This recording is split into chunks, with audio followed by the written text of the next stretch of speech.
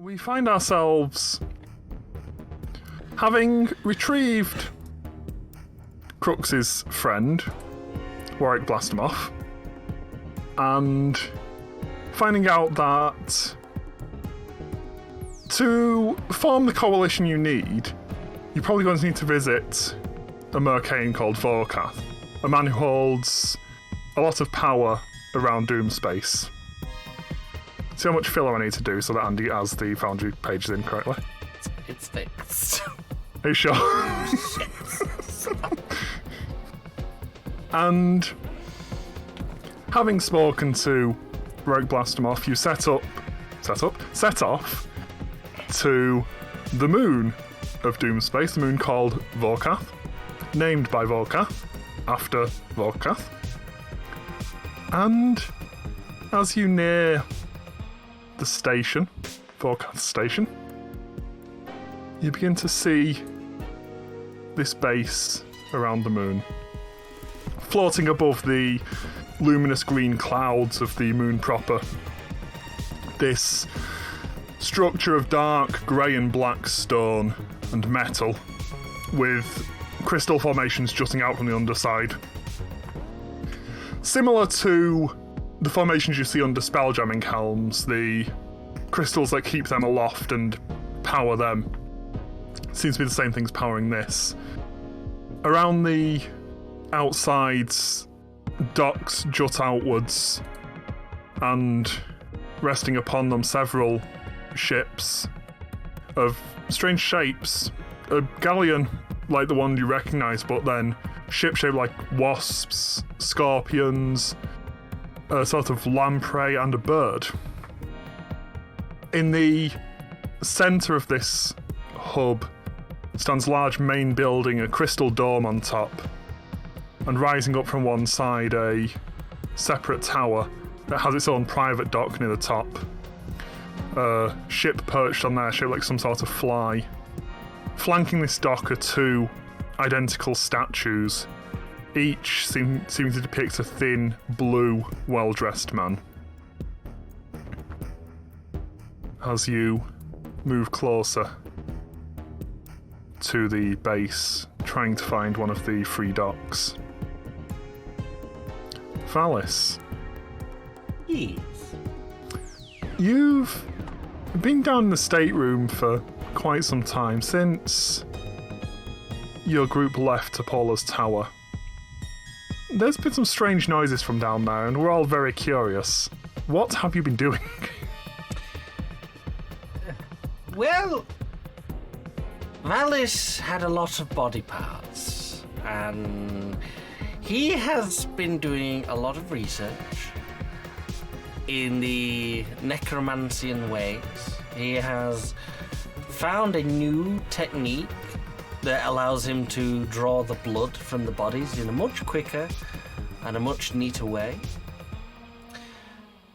As well as delving into the necromantic arts, he's also been trying to calculate and create the life tea. The ultimate tea that will bring forth life in its flavorness. He hasn't yet done it. However, in doing so, he has, in his somehow unknown way, managed to infuse his very own life and blood essence of the corpses around him into his teapot, which now appears to create a very interesting effect on all tea, and he is now coming out of his room to explore its properties. And as all good scientists, not only has he worked on two separate areas, but he has also found a way to merge his two loves of necromancy and tea making to make the most ultimate thing and his new invention that he's so fond of and can't wait to show off to the party. With the body parts of the bodies he's found and the tea that he's created, he has created tea balls. A slice of human intestine, possibly human intestine, there was quite a few bodies, filled with tea and sealed for future usage. These squishy tea balls, Valis is hoping to revolutionize the tea drinking community across the stars. Wow. My word. And That's what he's been doing.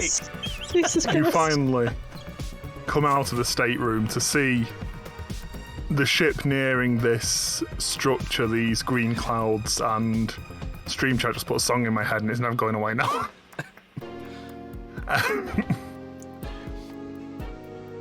And as you come out onto deck, you see your party gathered around looking over at this structure nearing you. Oh my. Ah, Valis, good to see you. Ah, nice to see you. T-Ball. I'll pass for now, but thank you. Oh. Let me quickly catch you up on what's been occurring. And I'll quickly catch him up on what's been occurring.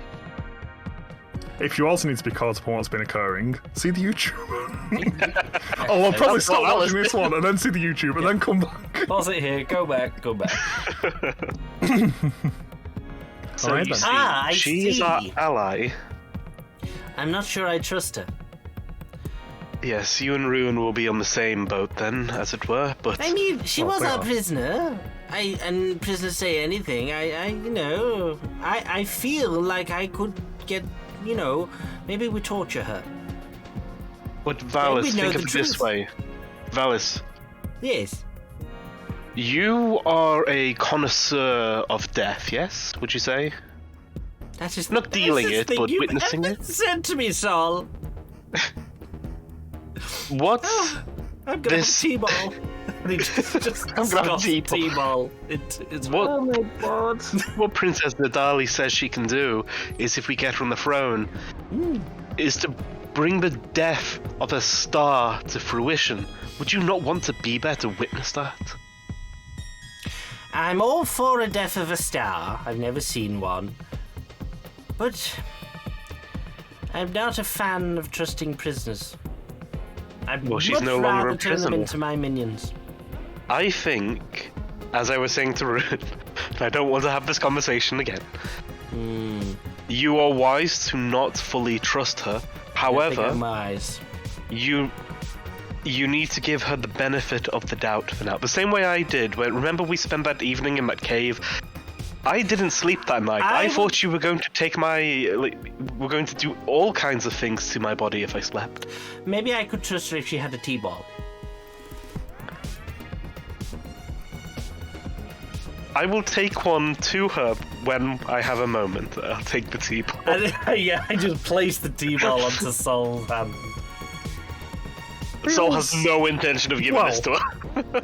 To most people, it would feel a bit squishy. To you, it feels quite a lot like your own It's yourself. body, which is in itself a squishy amorphous thing.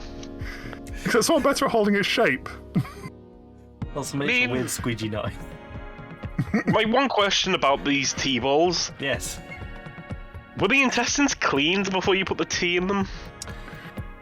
There are questions you don't want the answer to. Do you want to look at it in further detail? Because if it was cleaned, there's not really an issue with it. If it wasn't cleaned, that's nasty. I mean, there is an issue with it, but there's less of Do an issue. you really expect him to have cleaned it? Like, do you think He that's... didn't leave his room, and I don't think there's running water in there, so... The tea definitely has a weird reddish shade to it. That's normal for Ew, his and you teapot, ate though. it? I haven't eaten anything, I'm just holding it. Valis did. Both fellas did. Oh god, you're a psychopath. I will pocket it. Kelly's Fair just sitting in the spelljamming helm, just like, no, because she's seen everything that he's done Yeah. to make these people. Oh god, yeah. Poor Xaryxis. Wow. T-ball? As you're having this discussion, as Valis wanders around offering T-balls to random members of the crew, Kelly, you managed to pull the ship into dock. A bit carefully, but it seems fairly simple. There's a lot of space to use. And you all climb out onto the station proper. Princess Sadali steps up behind you. Do you wish me to come along? Yeah, what is she wearing? Is she still wearing her dress, or is she wearing the spare clothes we offered her? She's wearing the clothes that you offered her. They seem to be more like regular civilian clothes. She does bear the ring on her finger. If you wish to come with us, by all means. However, it might be wise to hide or obscure your ring in case somebody recognizes it. She looks down as if she hadn't noticed it and, oh, certainly. Takes it off. You see her slip it into a pocket. That's right, in Spelljammer, all dresses have pockets.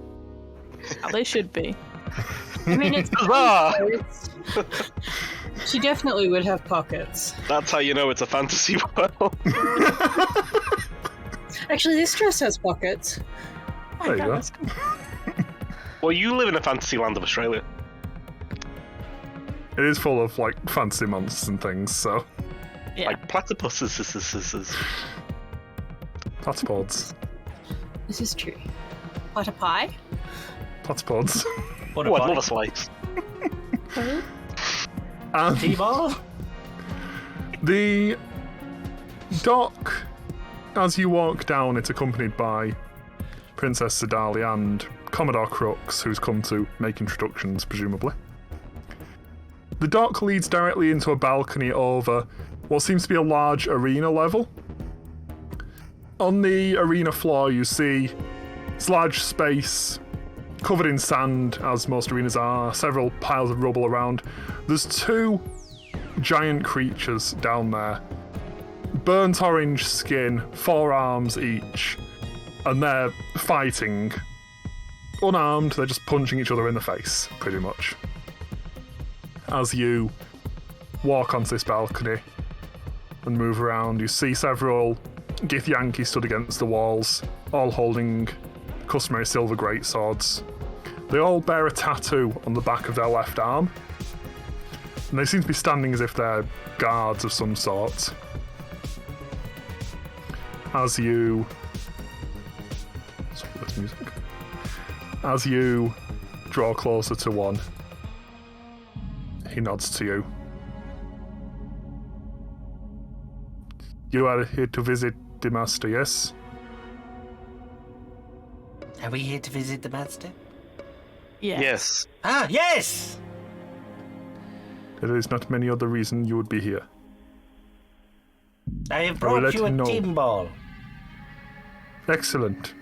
He takes it off you, looks at it for a second, puts it into his left hand. I will let the Master know you have arrived. And you see, he flips his left arm over so it's palm down and puts his right hand on top of his left hand, on top of the tattoo. The entire tattoo starts to glow. His mouth moves, you hear nothing. And then he moves his arms apart, looks at you. The Master knows you are here. Then he He's eats all the tea-ball. seeing. Tell me, is it crunchy, this one? He's chewy. Chewy. And he pulls out a little notebook. 17 was chewy. Okay. Thank you very much for your opinion. Thank you for tea-ball. The flavour should dissipate in a week. Go that way. And he motions you towards. You see at one side of this balcony there's an area where there's a a higher raised part seems to be like a private box. There's a large chair there, several smaller chairs. Is anyone Next to that is a door. No, there's nobody go sat straight up to sit in the chair. there. You can get up to it. It's a high level from where you are. On your level nearby, there is a door that 2 guards stand in front of it. You can't get through, but the guard you're talking to motions you in that direction. The direction of the guards who look scary. Sorry, can you repeat that? The direction of the guards that look scary? Yes. They're not going to kill us. That is where the master is. Just through them. They will move. You are expected. Oh, okay. Don't offer the master a T-ball. Why? Seriously, don't offer him one. Why? He may take it as offense.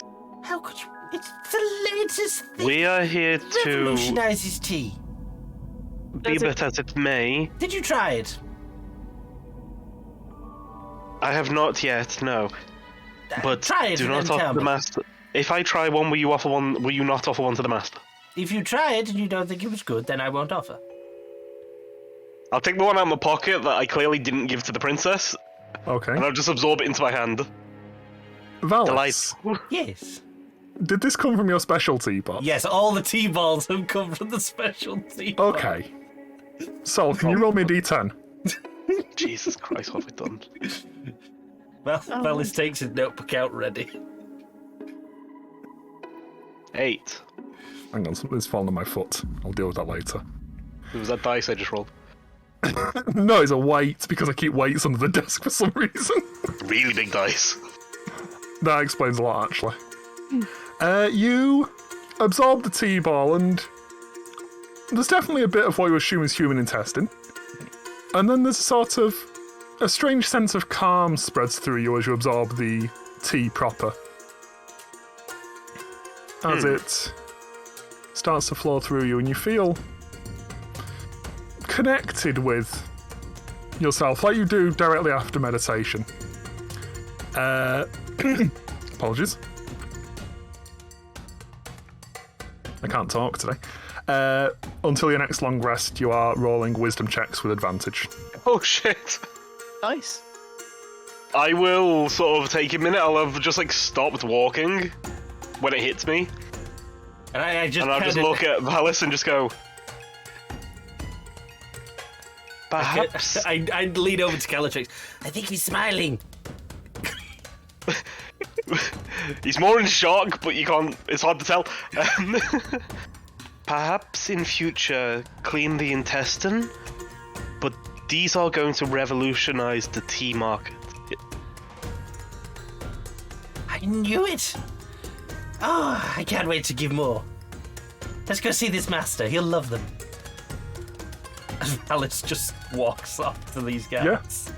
And as you walk forwards, the 2 guards that stood in front of the door look at you and look at your party, and they nod and step each to one side so you can get through. And on the inside that doorway is a ramp that leads upwards that takes you to what seems to be an audience chamber with a couple more guards in it and doorways that sort of shimmer slightly.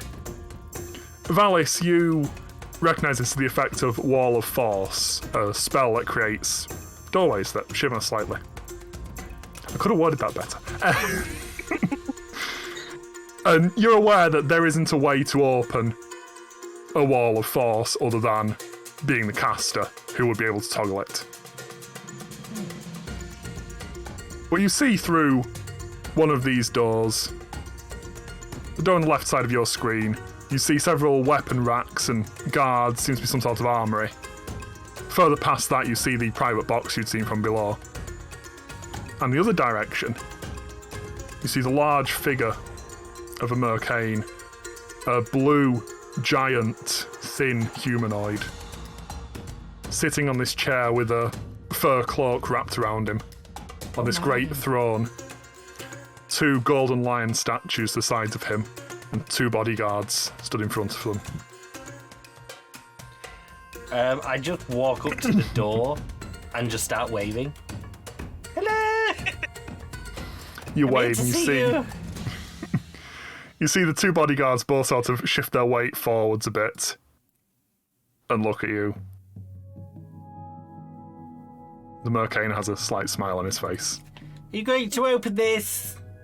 Or do we do business through it? You Hello? may be admitted. And he waves a hand and you see the shimmer disappear. Ah! Great. As you step into this space, what seems to be an audience chamber, the walls here are lined with various pieces of art, tapestries, paintings, several large statues, all of the same Mercane that sits in front of you in various poses with various expressions on his face. Two that are just massive statues on sides of the room that just point towards his throne, just to really draw your attention. And then in these smaller cases, several other figures that aren't of him, but seem to be collected and displayed. Other figures in various poses. Are they like normal poses or? They're people in normal poses, like the sort of thing you'd expect to see if you bought a small statue kind of thing. Okay. It's a regular pose, or a pose that's showing off a weapon, or a pose that's showing off muscles. They're normal. They're a variety of what you assume to be normal people. Some with strange hair colours, strange skin colours, but seemingly a collection of people, nonetheless. Okay. Yeah, no, my thought just went like Medusa style. They're not like scared. Yeah. He does not make people into tiny statues, Question. as far as you're aware. Go ahead. With Valis's knowledge of autonomy at this point, Anatomy. and that, looking at the statues, how lifelike do they actually look? I mean, are we talking very well sculpted or possibly actually not statues? Yeah, it's just carbonite. Make me a perception check. Yes. I will do that. Perception. It's a 9. You're pretty convinced they're statues. You've seen similar small sculptures, sometimes out of wood, sometimes out of stone. Obviously, that scale wood's more common, it's easier to work. But they don't seem like they're frozen people or anything. They just seem like well-done statues. Probably worth a pretty penny, but probably not people. May I Probably. compliment you, sir, on your collection here? These are fabulous. Yes, I have collected many of them. Collected? Are they from a certain sculpture? An artist, perhaps? A number. It was a popular style at one time. They are famous figures across the multiverse. How amazing. What a lovely... Is this a museum, this building? Or... No, this is my audience chamber. It is where I hold audience. That's why you are here. Yes.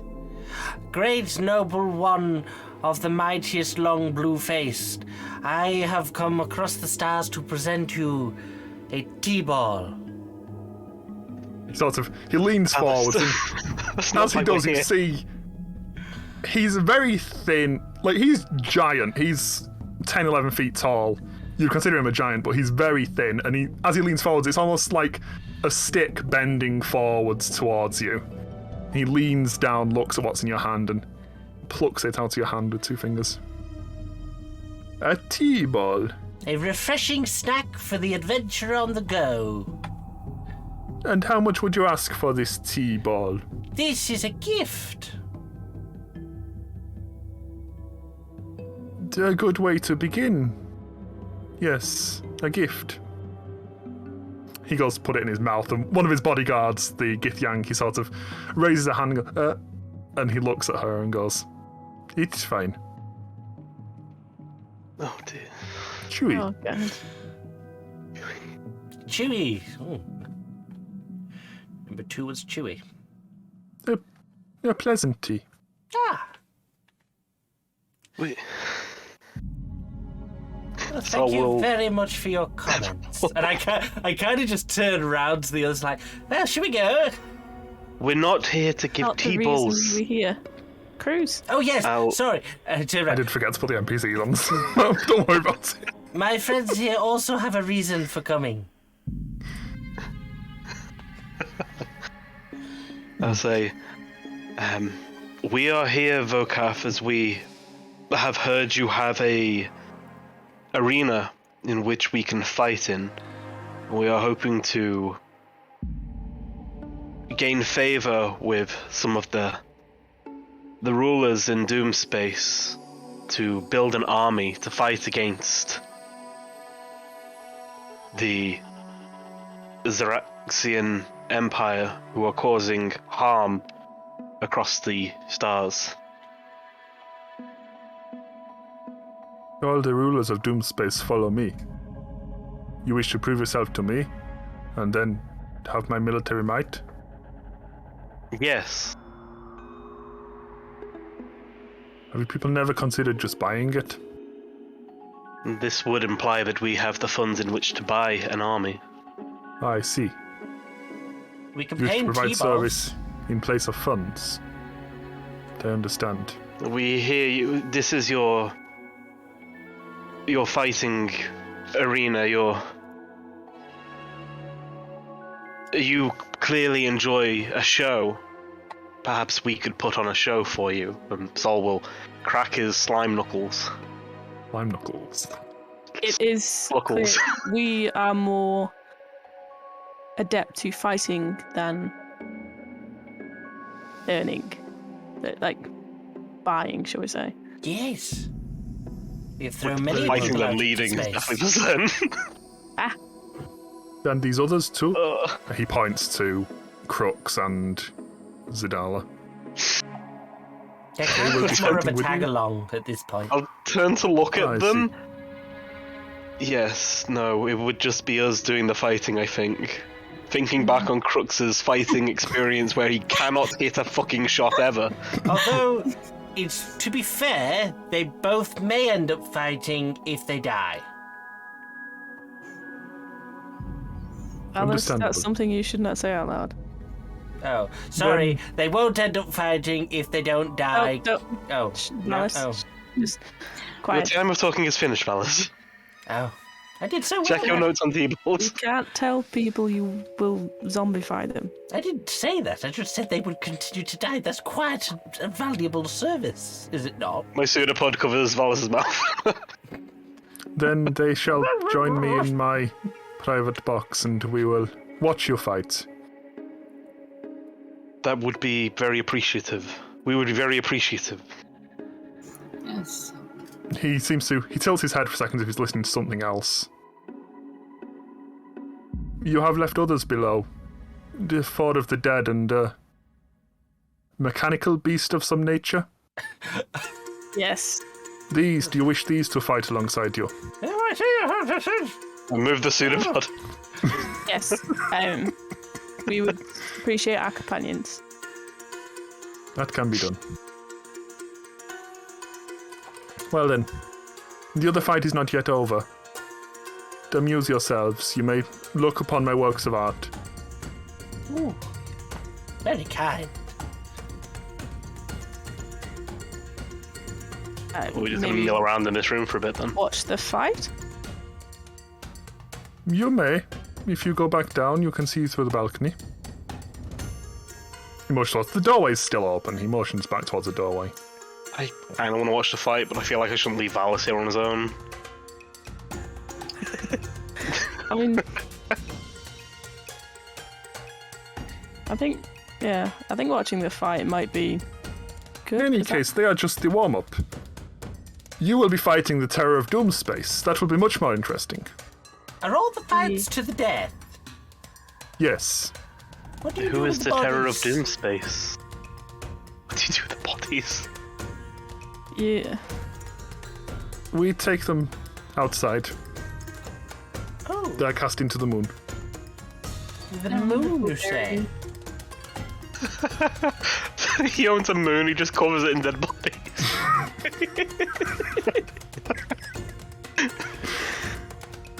What if I told you Capitalism. about a new adventure about making these T-balls in mass?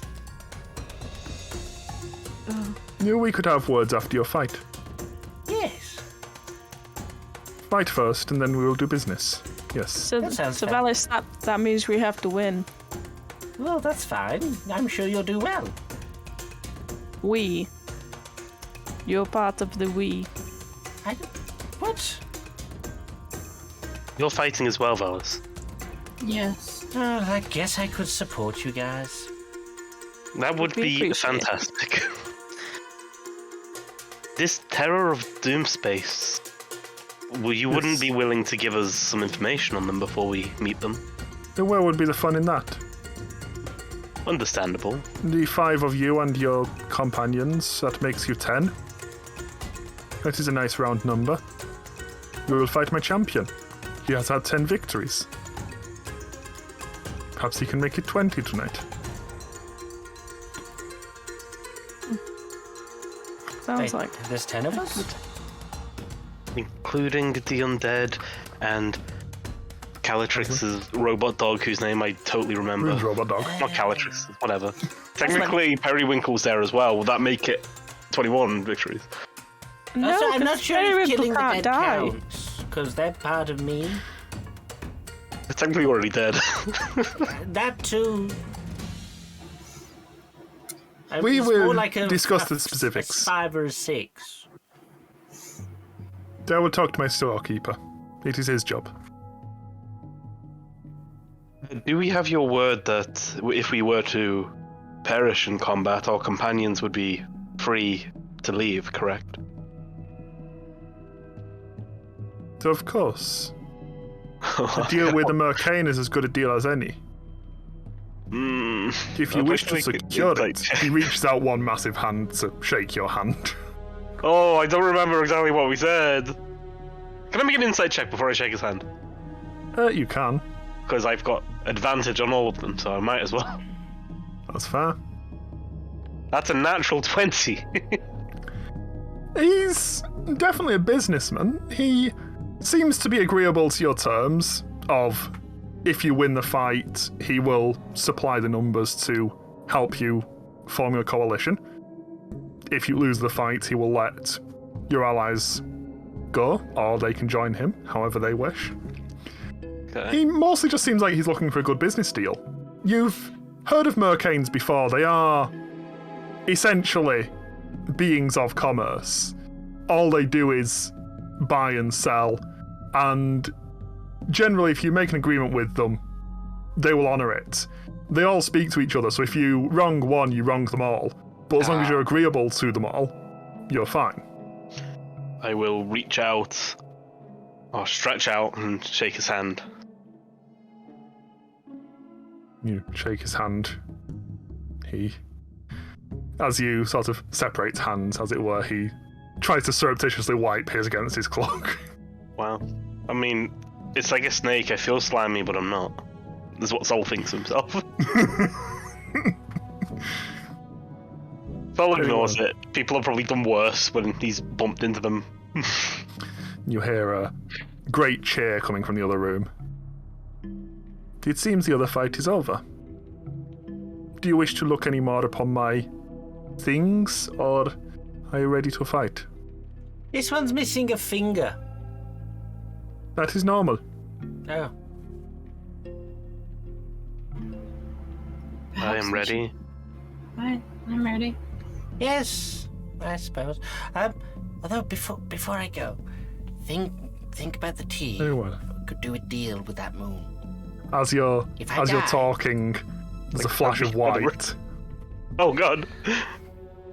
and you blink against the brightness and look out. There's a great expanse of sand in front of you. You look up 30, 40 feet ahead of you. Above you is a balcony. Faces leaning over it, looking down. You see the private box at one end, the giant figure just settling himself into the big chair. You see Commodore Crux and Princess Zidali in the smaller chairs. You hear the voice of Vorkath. And today our new challengers shall be fighting the terror of Doom Space. you see as you look up to where he's speaking from, on the bottom of this private box is a sort of a reflective surface. It's almost like a mirror built into the bottom of this box, and as he waves his hand, the mirror starts to glow, shines a light down, and as the light dims, it reveals the terror of Doom Space. You hear the crowd rising. Everybody, a sudden intake of breath as they wait to see once more the terror of Doom Space. As the light fades, there's maybe a foot-long, tiny goldfish on the floor. Oh no. Is that it? You look down at it, and you see Vorkath leans over the edge of the box and looks down. Oh, bugger. Is that He waves his hand and the light appears again. And the goldfish disappears. The little box show. You see him look around at the balcony and now, the terror of Doom Space! I think it's quite noble he continued to perform. 1 in 10 issues with performances can be quite embarrassing. You see, professionals know that they can work through if they have an issue at the start of their performance. They can get around it and make it work, rather than having to stop and start the entire stream again. The terror of Doom Space! And the light shines down from the mirror once more.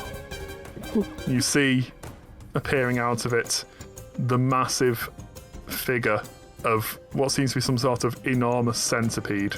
Oh, Christ. Oh, God. Upon seeing this, Valis will pull out a T-ball and throw it into his mouth. Okay. You crunch down on the T-ball. Roll me a This one d10. definitely had bits in it. Oh, don't give it a buff, Andy. No, I'm eating it! Oh, I thought you meant you threw it at the thing's mouth. Yeah. That'd be a pretty good shot at the distance, though. Oh, dear. Where's mine? Okay. And as you crunch it, and you recognise these by taste, you have drunk the blend Ferocity. You make all your strength checks with advantage until your next long rest. Right, let's do this. Periwinkle, Just who was hulking out over there. Periwinkle, who was super interested in the goldfish, is now not so interested and is just like curled up under Kelly's hair. That's all right. Understandable.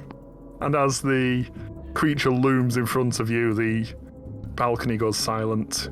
Everybody roll initiative. Ow. Megapede. Wow. Oh, wow. I don't like the fact that you said wow. Oh, It rolled a 4. It's a good wow. Oh wow. Okay.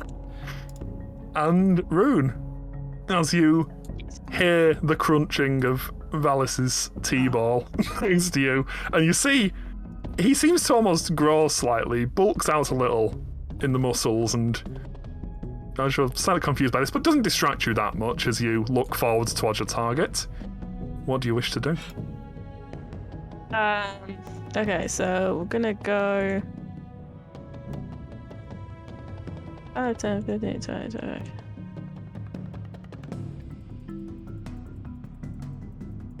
Gonna go forward 30 feet and I'm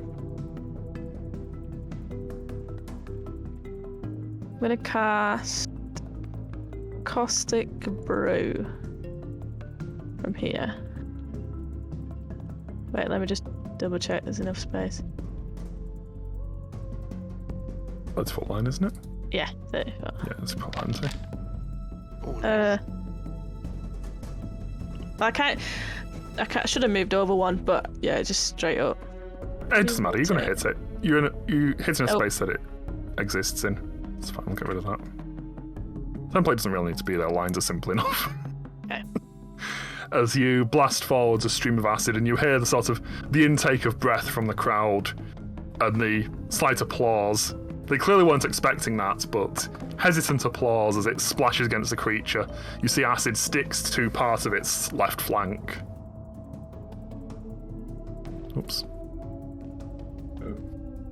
Yeah, Raslim will just dodge or whatever. All right. And Caltrix. Bonus action starry form of the dragon variety.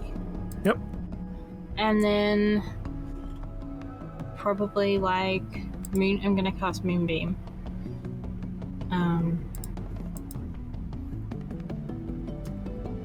Yes, we want to do that, and probably like centered basically on top of it.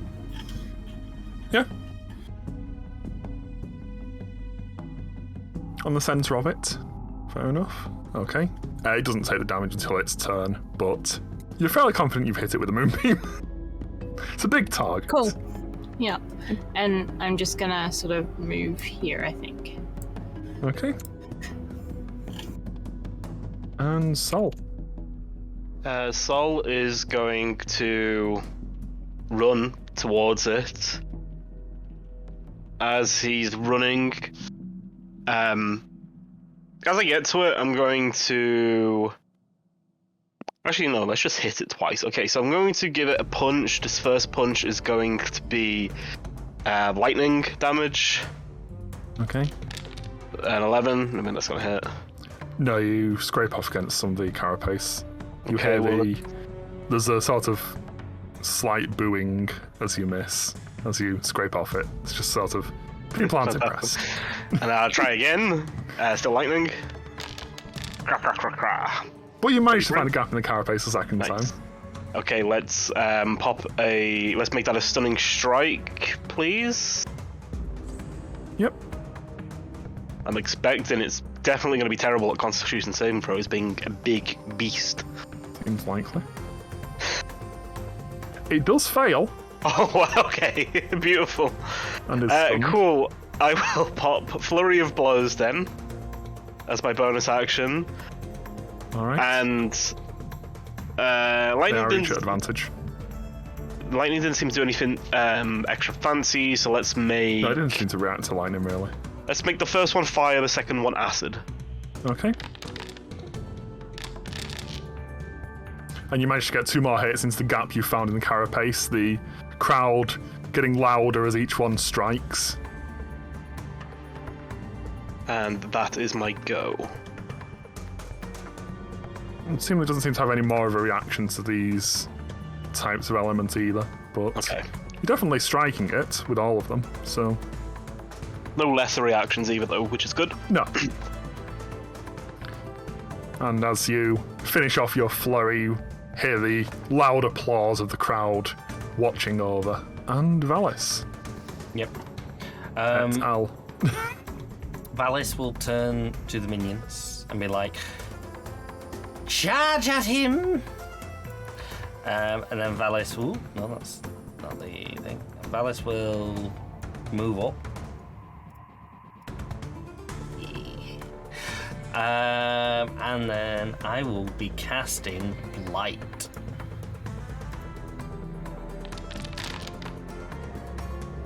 Alright. You focus on this stunned creature and begin to try to sap the vitality out of it. And Foundry breaks. That's a really strong spell. That's fine. Sure, it'll be fine. You see some of the edges of some of the carapaces start to grow grey as this necromantic energy seeps through it. Doesn't seem to have done as much as you'd hope, but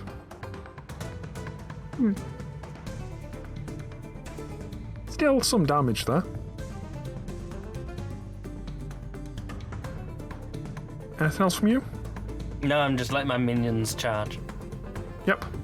They act after you, so they all sort of get ready, get into running poses, and all charge forwards. 20 feet. I mean, when you see a zombie charge, it's more like Yeah, shambling with a lean, really. But Shambling with enthusiasm. They'll get there eventually. At the start of its turn, the Megapede saves against the Constitution for the Moonbeam. Oh, for the Moonbeam, sorry. For the Moonbeam, Because if for yes. stun, I was like, well, hang on a minute. No, it doesn't say for stuns, Paul. That would be silly. That would be silly. It doesn't say for that either. It's not allowed. Takes 17 damage. Nice. And is stunned, so... Haha, I take that, bug. Back to the top. Rune. See the build-up of the crowd getting louder as your party manages to get multiple strikes on this creature. Do you want to unmute yourself? Yep. So we're gonna come in here. Squeeze in.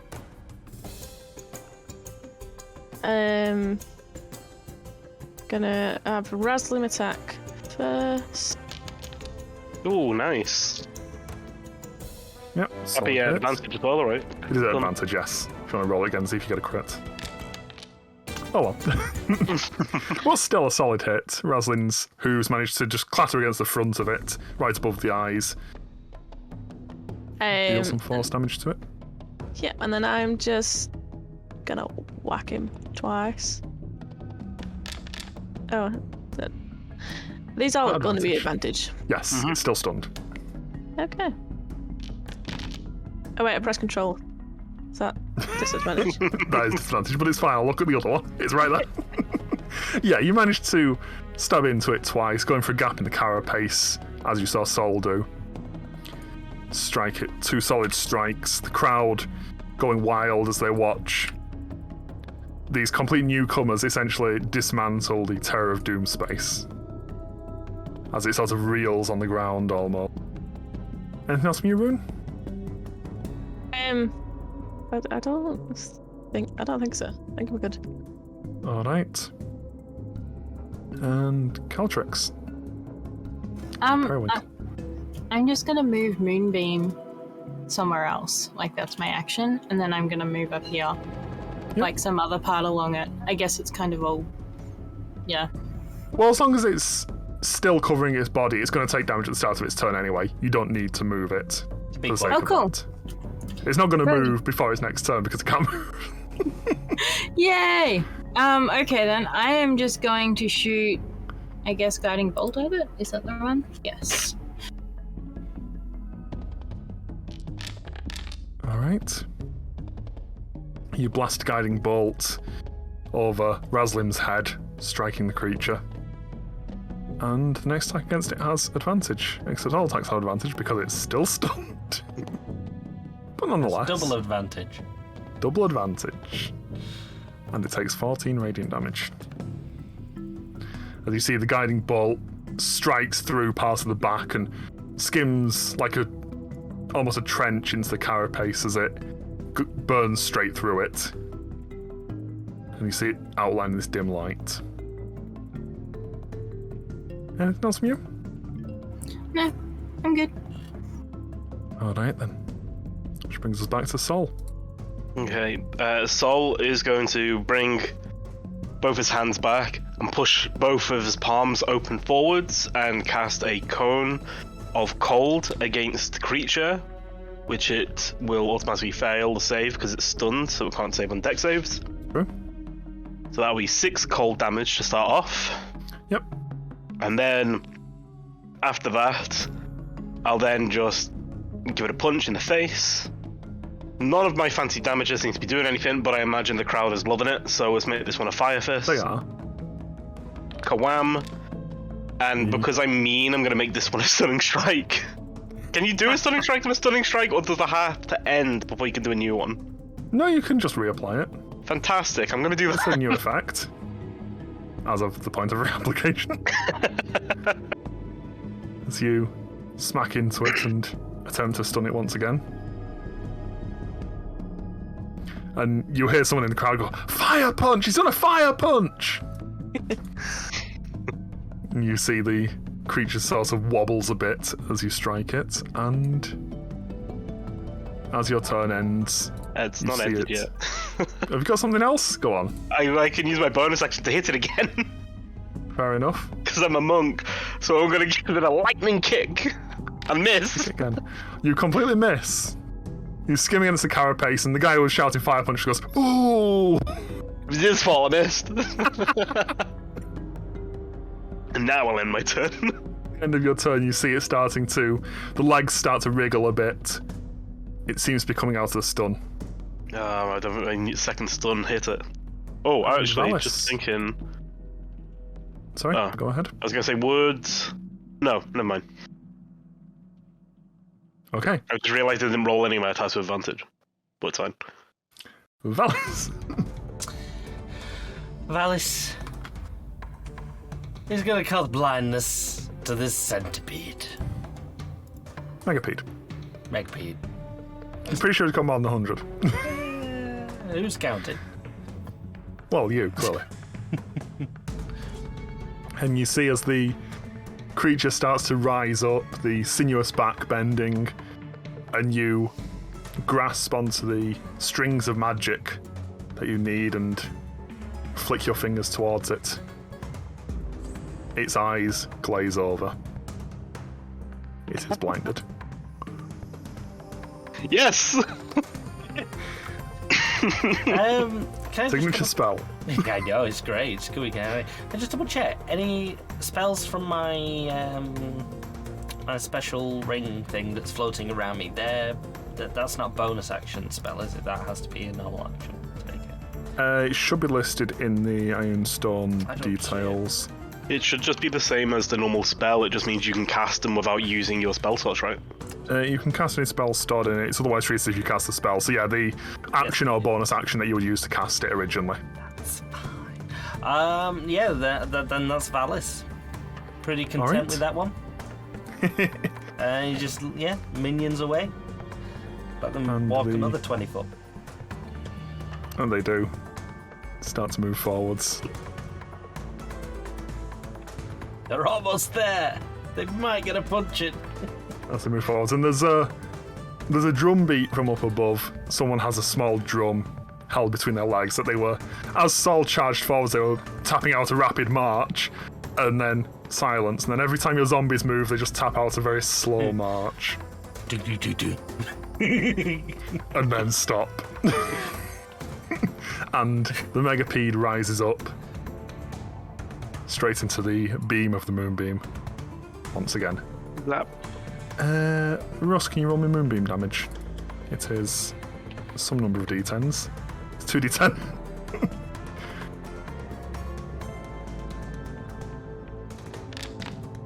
nice. Thank you, Periwinkle.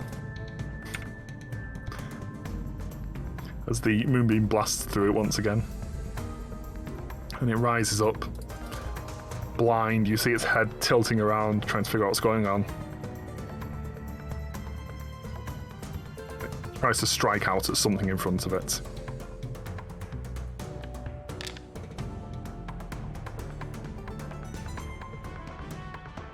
And its mouth bites down towards Razlim. That's a 24 to hit. Ooh. Yeah. That hit Razlim? Okay. Yeah. That is 16 piercing and 16 poison damage. Ouch. Ooh, Jesus. But Razlim's immune to poison damage because he's a I was construct. like, thank God. I was That's like, ouch. he's dead. So it's Watch just this horse 16. get eaten. Just 16 piercing. It's still not great though. Still not great. It's better than it being dead. True. You could Panicked rebuild for a it. second there. You have the technology. But is that just because you know what Valis will do if he does? I mean, Valis can't do nothing to him. Yeah, I'm surprised you can animate dead a machine.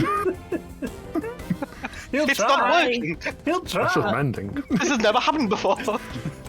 And as it bites down on the metal creature, you see it leaves a couple of teeth on the floor. And it Nice. rises back up, starts to shiver. And Valis, you suddenly have this strong sense of necromantic energy. And Rune, Razlim, and Sol, can you all make me constitution saves, please? Oh, that's not bad. Oh, that's even better. Nice. And one for Aslan, please. Come on, Razzle. Yay! Some fantastic rolls. You all feel this sort of almost suction of energy. Everything goes slightly dim for a second. You all take 7 necrotic damage. Ouchie. 7.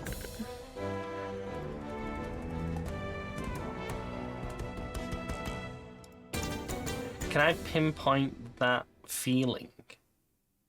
It's some sort of drain of vitality, some sort of necrotic suction that damaged the people around it because they were living, as it were.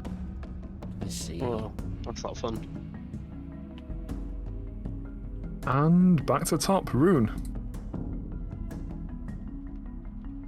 Okay. Yeah, we're just gonna keep whacking at him. Whack. Oof. We get advantage if he's blind. Yes, you do. Yeah. Sorry. Oh, cool. That'll hit. Razlim stomps on him with the hooves And then I will go for my 2 shots with advantage, which is shift, yes. not control. And you strike into it again, find the gaps in the carapace. You hear a spattered round of applause as you slash through it. The crowd's definitely excited, but it seems like they're expecting something a bit more dramatic. But we're definitely leaving slashes in it, that's for sure. Yeah, we're doing something. Anything else from you, Rune? No, I think that's all I can do. Alright. Calatrix. I'm just gonna cast Guiding Bolt at it again. That seemed to work last time. Go for it. That's also an advantage, yeah. It is, yes. Ooh. That'll do it. Nice. I'll force out the roll crit for you. Oh, holy moly, and that was a nice crit as well. As it sort of... It's blind, doesn't really know what it's doing, but you see it sort of trying to reel back from Rune's longsword hits, and you just managed to pinpoint exactly where its head's going to be. Thrust your guiding bolt forwards, and it blasts into one of the eyes. I was You're really already not... blind, you didn't need that. Hey, it attacked torture at this Translin. point. Not cool. Almost as bad as Valis. We started it. We started. I think the arena started. And we're gonna end it. Anything else from you, Caltrix? No, that's me. Moonbeam's Alright. still up, so... Cool. Sol, you see this guiding bolt blast over your head and smash through part of one of these compound eyes. Okay, we want to give the crowd a good show, so Sol is going to bend his knees. I'm going to use a bonus action Step of the Wind, and have my wings unfurl. He's then going to fly up and give like a soaring uppercut as he goes. The fire punch seems to be a crowd pleaser, so we'll do a flaming uppercut. I hope this hits. Yeah, and that hits. Yeah. As its head starts to lean back down, you unfurl your wings and smash into the bottom of its jaw. The crowd goes wild. And then, as I'm flying above it, I'll use Breath of the Dragon and just make a cone of lightning crash down onto it. Alright.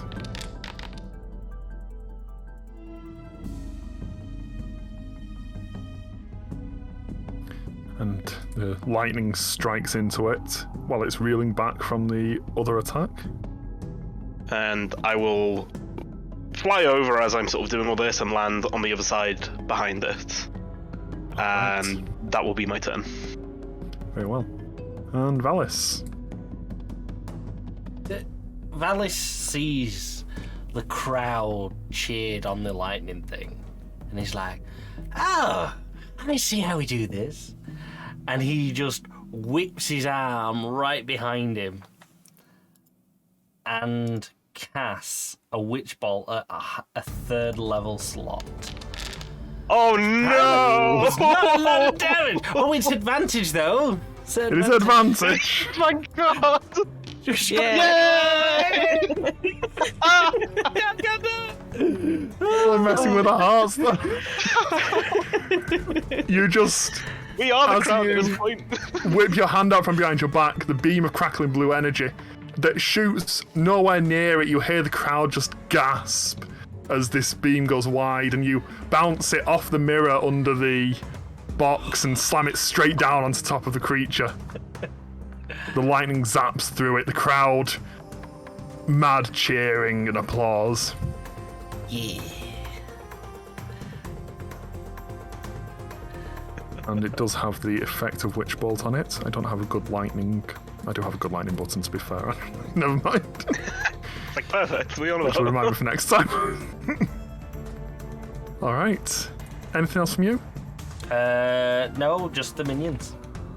Okay, and you see the minions start to move forwards. Surely they're in At which range. point one of them's going to run to the back of Raslin. The others are going to get in range. He jumps on Let's Roslyn just- and starts fighting off Roslyn. You want to see a zombie jump? I don't think he'll do that very well. One did what a pretty good jump that one time. Two of them get close enough and you see them starting to fumble out the long swords and try and strike at it. Someone in the crowd yells, "Zombie attack!" As the zombies start to strike at it, and you see one gets a solid hit through the carapace. That guy on the drum who's been going really slow suddenly goes really fast now.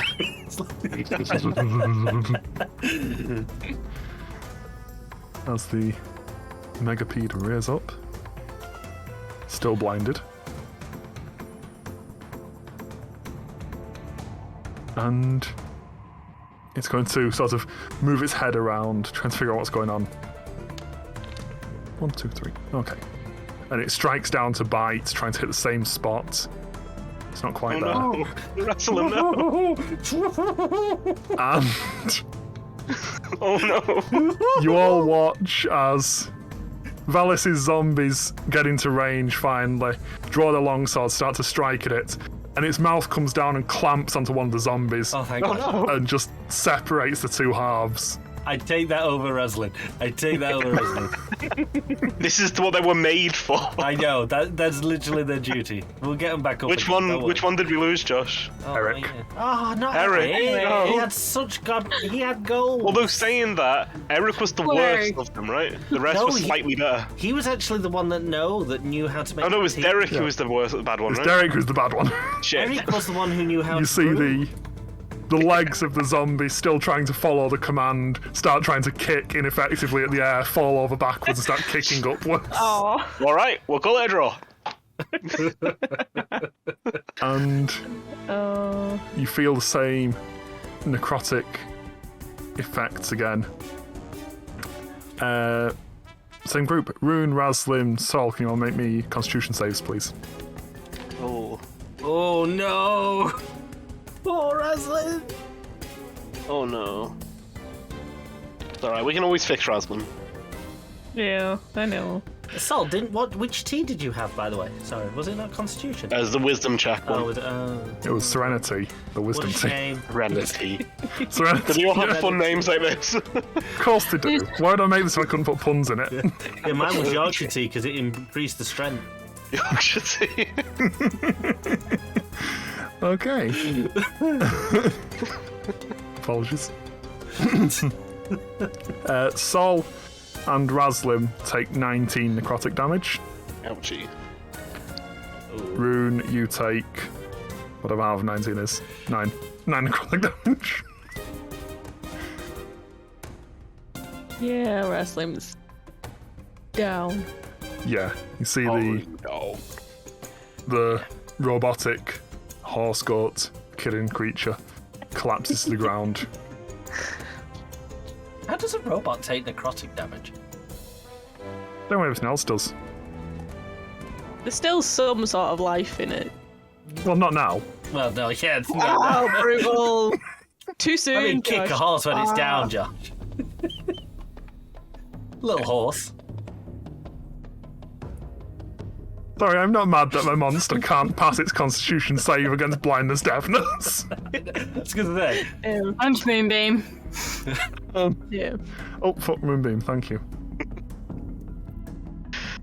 This thing's having a good day. It's not even got to move. The Can goldfish you roll probably me would the have had a 2d10 benefit. for Moonbeam, please?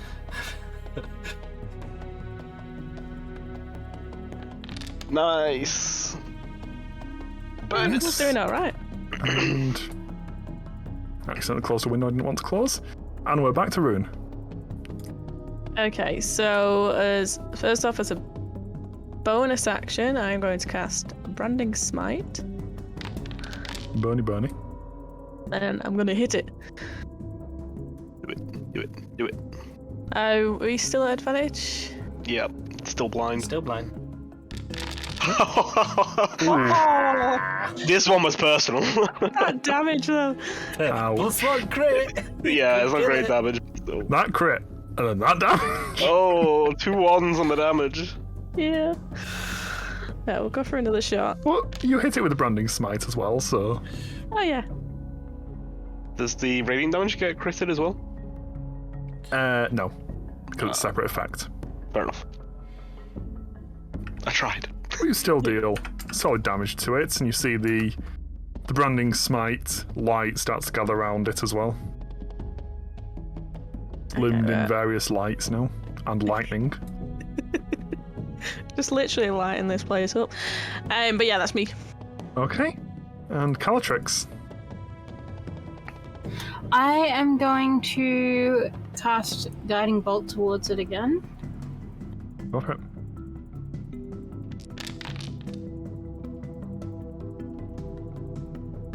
And that's a hit. And Just a also, spin against it.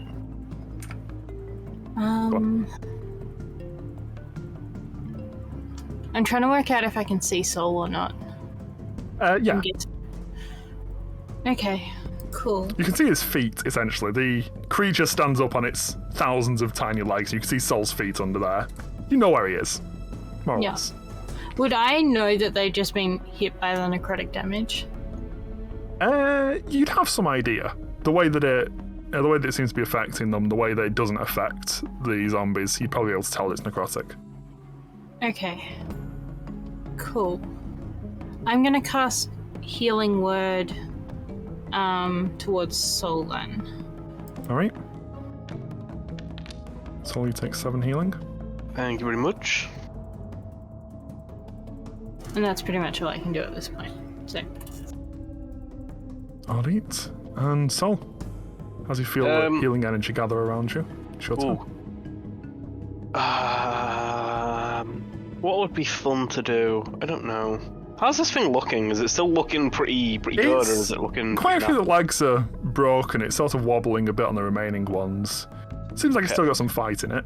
The crowd all went silent when Raslin fell. Sort of smattering of applause. And then, as you start to move again, you can feel the energy of the crowd focusing on you. Okay, well, I'm behind it, so for thematics, for mechanics, I'm going to do the same as I did before. So another Step of the Wind bonus action to let my wings unfurl. And I'm going to, because I'm behind it, right? Mm-hmm. I want to run along its back and grab that horn and flavor my unarmed striker slamming its head into the ground. We'll make this just bludgeoning damage. Alright, and you all see Sol. The wings flap as he lands on the back of the creature and starts sprinting along the back. The guy with the little drum starts drumming again as he sprints, and a big drum roll as he slams the head of the monster into the ground.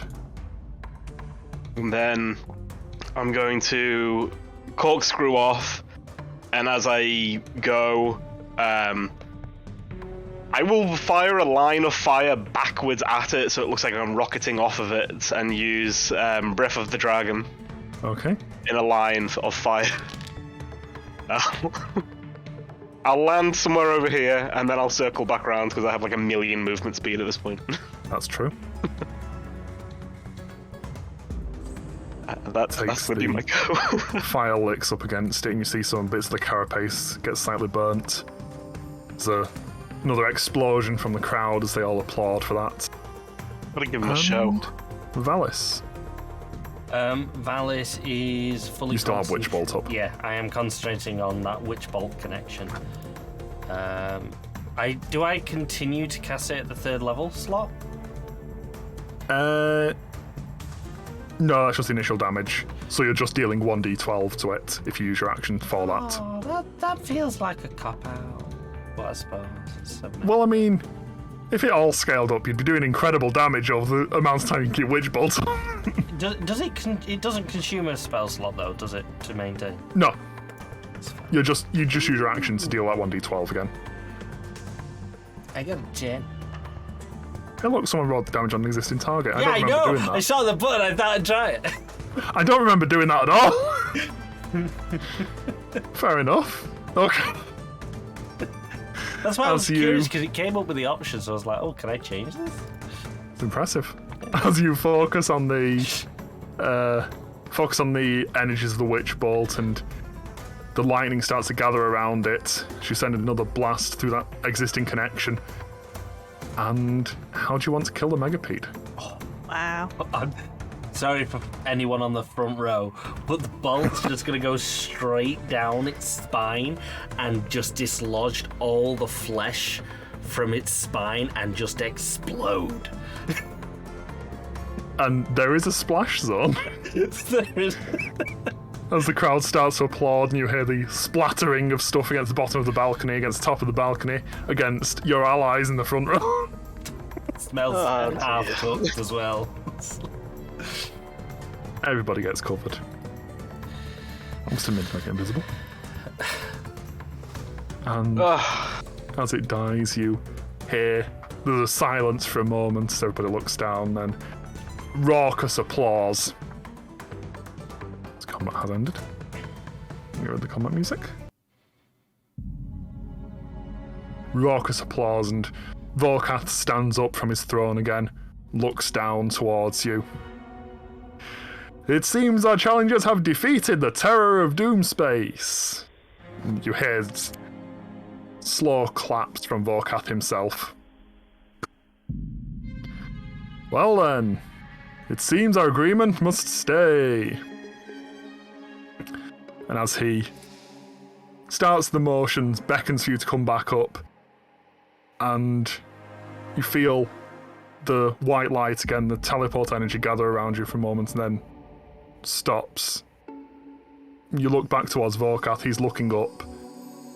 As you look upwards, the crystal dome above the arena, some movement, something crimson, a portion of the dome shatters, the spectators gasp, shards of crystal falling down like rain. Darting through it, a serpentine dragon with scintillating red scales, nebulous wings swooping behind it, comes down through the hall, mounted on its back, an armoured figure in fine filigreed armour, face hidden behind a visor. The figure swoops down on this dragon towards you. As it does, the head, the visor, calls out, "I am Prince Zeleth of the Xaryxian Empire. I've come for my sister Zadali. Surrender her to me, you rats, or be annihilated." And that is where we're going to take a break.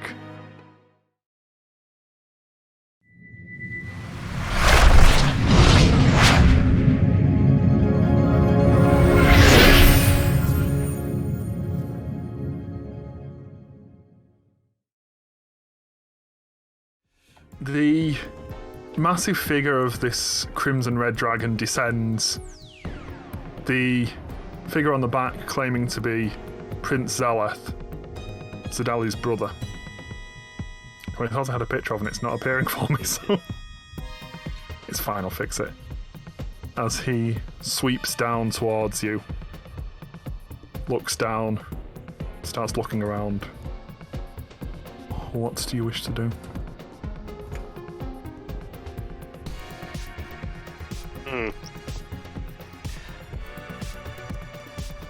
I am going to shout up to him. I'm going to shout up to him and say, Who are you to come where you are not welcome? I am Prince Zeleth of the Xaryxian Empire. I am welcome wherever I choose. Is there a reward for finding her? Your reward is that I did not destroy this base while you are on it. Well, it's not our base, we don't care. You are still on it. Right. We do not know who your sister is or where she may be. Do we not? No. Oh yes, no, we don't know that she's not on our ship. Fucking hell, Valis. What? Would you really do that? Yes, he'd really would. Sorry. Whoever you are, my quarrel is not with you. No? Well then why have you smashed in here? My sister is here, and I know she's it. not. You got the wrong address, I think. As your... None of us are your sister, as you can clearly see. I'm tempted to punch him so hard. As The you're talking, moonbeam. you see the white light of the teleport glow once again. Princess Sedalia appears on the arena near you. Well, You look up and you see Volkath just shrugging up at the private box. Oh, yep. how high up is this man? Presumably the dragon's flying, right? The dragon's flying. It's about 30 feet off the ground. Like, close enough that he can have a conversation without having to yell. Well, he's yelling anyway because he's an arsehole. He's yelling anyway because he's an arsehole. Eating an apple with the other If hand. you give him a minute, at least an apple. And... go on. Kelly's moonbeam is just kind of like shimmering, like she's getting ready to potentially move it if possible. While it's Okay. Have you thought of being less threatening? You hear Volkath call down from the box. Just comply with him.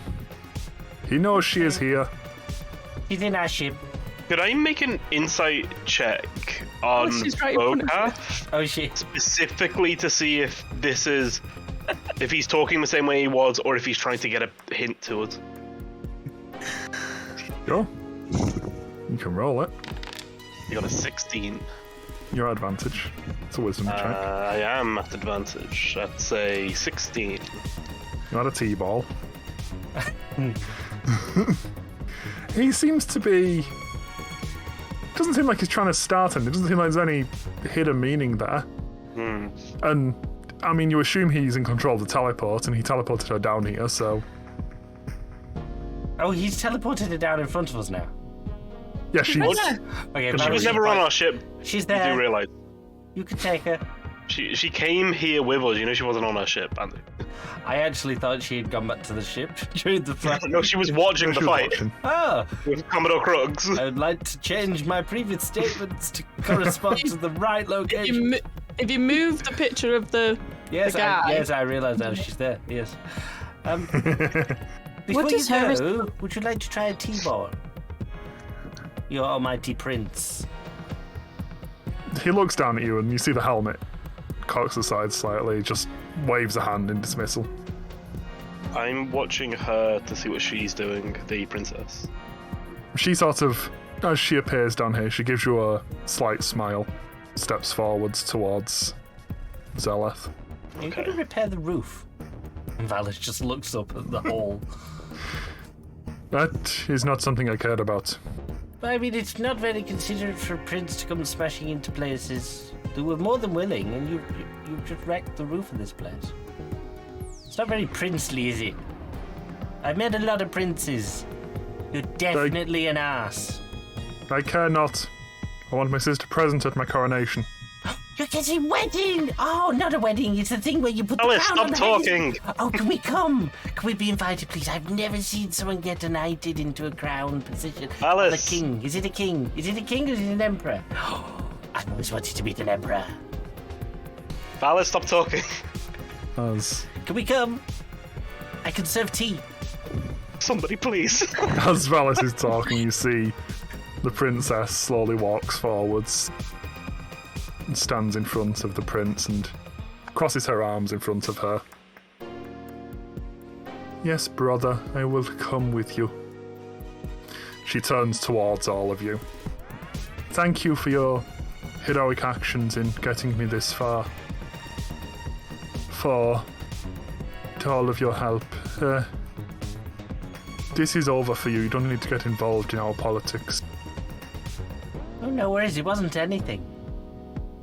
Bellatrix. While she's talking, you hear a very quiet noise of something dropping onto sand. Okay. As Zidali looks over you all. Thank you again for your assistance and goodbye. She anyone reaches up invited? and... No.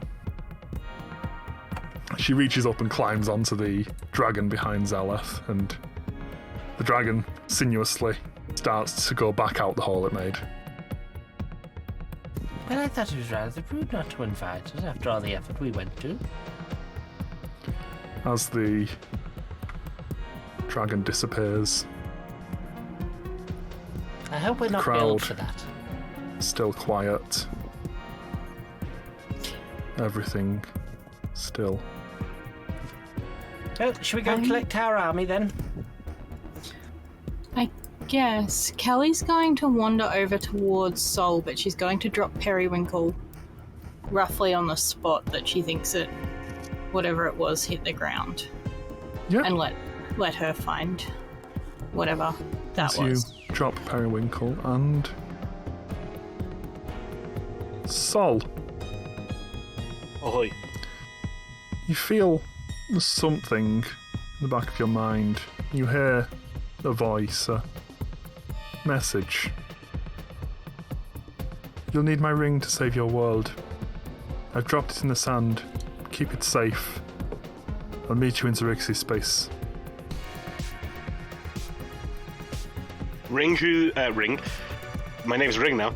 Sol, whose hands have been like in clenched fist that entire time, just sort of open. It looks as if like all the tenseness drops from his body, and then he looks over at Calatrix as she's approaching. And you see Calatrix drops Periwinkle. There's a shuffling of the sand. Periwinkle's head pops up. In her bill is a ring of shooting stars. I look at Calatrix, I look at Periwinkle and just say, we need that ring to save our world. We're going to follow her, and we're going to save the princess and put her back on the throne where she belongs. And yes, as you say, Valis, with our army. And I turn to look up at Vokath. And as you look up, he nods to you. Yes, as we agreed, you will have your army. He looks around at the crowd that's still quiet. I said, you will have your army! The crowd sort of belatedly starts to applaud. Valis is going to go to the torn corpse of Eric to try and recover any organs, and specifically the testes, if he can. Okay, We need to make tea. I mean, Arcana check. He's been dead for a while. I mean, It's been for quite a while. still fresher than the stuff I used the first time.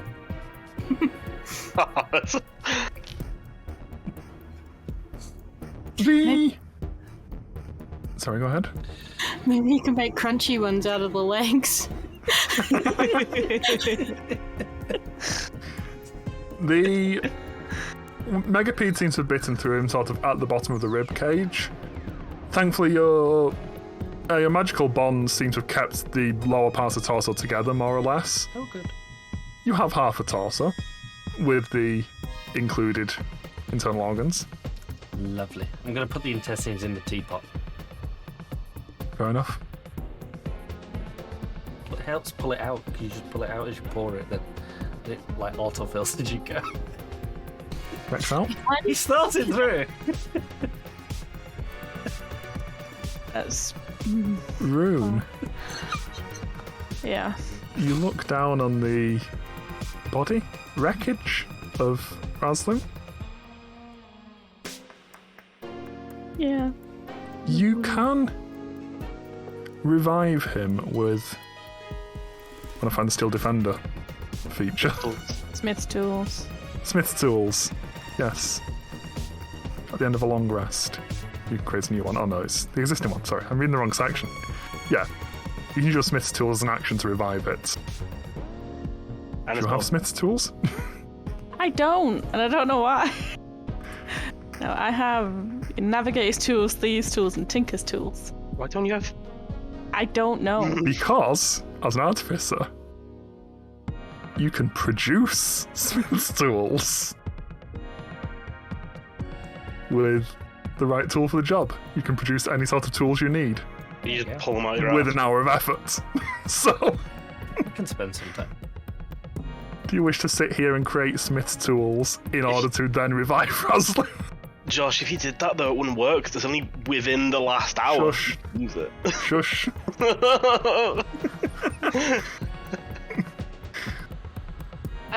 Yeah, I mean, I'm gonna need the tools either way. I'm sure you would have had Smith's tools previously, surely, Josh. Well, I would. Yeah, I don't know why I don't. It's kind of key for the subclass. Roll me an intelligence check to see if you remembered to make Smith's tools earlier. We had a month flying through space. That's above a 10. You have at some point remembered that you might need Smith's tools occasionally. Yeah. Crafted a set thereof. Imagine, needing Smith tools to, fix the things. Yeah. Smith things. As a battlesmith. Yeah. They were in the wrong pocket. You couldn't find them, but now you've got them. They're in Maslin's pocket, that's why. You need to expend a first level spell slot, and then after a minute, Raslin will come back with full health, etc. Expand the spell slot. So, alright, just edit that down. Okay. As you start to work on the Steel Defender, as the others seem to be negotiating with the Blue Giant. And Thorkath leans down and goes, "Your army will be ready. Everybody back to your ships." You hear the crowd starting to move away. Do you Sol's have gonna a second turn. of these worms? Because they would be really handy in a fight. You have killed it. Does it have, like, a nest with eggs? No. You did tell us it was a fight to the death. So we I actually fought to did. the You death. asked very specifically. Can I look at this corpse and see if I can do anything with this corpse? The exploded Corpse you exploded Yeah, I mean, it might take a while. quite graphically. You're very specific. You're fairly certain the best thing you could do with this is like cave paintings, because it's covering the walls. I'm gonna take the bones at least, because like the spine, bits of. I'm gonna take bits, and maybe a jar of the goo. That spine's pretty big. I'm gonna take a small. Centipedes have spines. I'll give him the bag of holding, just keep it. Yeah, just pour all the goo into the bag of holding. Okay, you shove several bones and viscera and such things into the bag of holding. Thing's gonna be Someone should write that down. Yeah, that's. Do centipedes have bones? This Wouldn't one it be did. like an This one exoskeleton? This was a megapede. I think it probably would have needed bones. Yeah. Hey, There's a size at which exoskeleton doesn't really work for you. It's somewhere below Gargantuan. Well, nonetheless, you hear the crowd disappear, you see Vorkath's head disappear. guys, A moment later, he comes back and leans down and goes, "Oh, yes." Ah. Waves his hand and you teleport out of the arena floor. I was about to ask. Is there any chance we could have a quick trip to your moon, by the way, before we leave? He looks at you and goes, For scientific reasons. There is not really a ground there. Yes, that's not a big problem. Oops, that's not right. If I may, Valis, why don't you just tell him specifically what it is he would like from the moon? Okay, so basically, if you don't notice, we lost one of my little friends. I was hoping to replace him and multiply him as much as possible. If you've got any of those bodies that haven't been thrown to the moon yet, they would do. The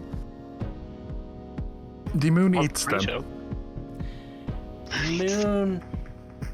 It's not a moon, is it? It is an acidic ball of gas.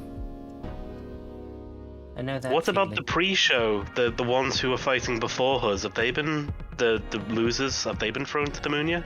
They have been thrown to the moon, yes. That is extremely efficient.